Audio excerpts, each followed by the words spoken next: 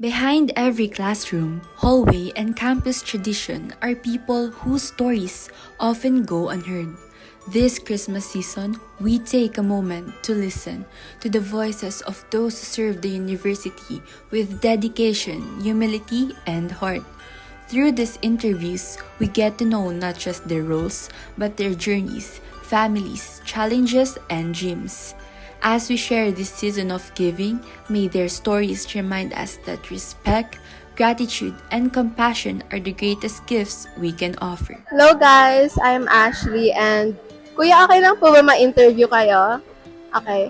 So first question Kuya, maaari mo po bang sabihin ang buong pangalan mo at ang trabaho mo dito sa universidad? Ako po si Ronnie Boy Cabaho bilang security.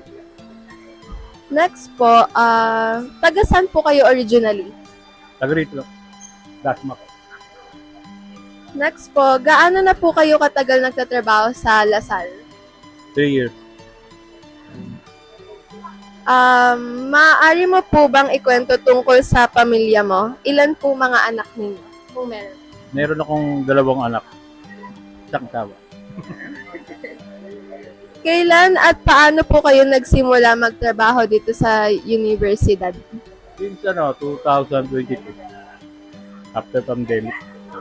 Hello po, ako po si Samantha. Ano po yung pinaka-challenging na bahagi ng trabaho niyo? Ang challenging naman dito yung sa gabi. Yung pagbabantay talaga ng walang mga magnanakaw. So, at next question po is, ano po ang pinaka-nagugustuhan ninyo sa trabaho niyo? Masaya. Saka mababait yung mga bata. Mga estudyante.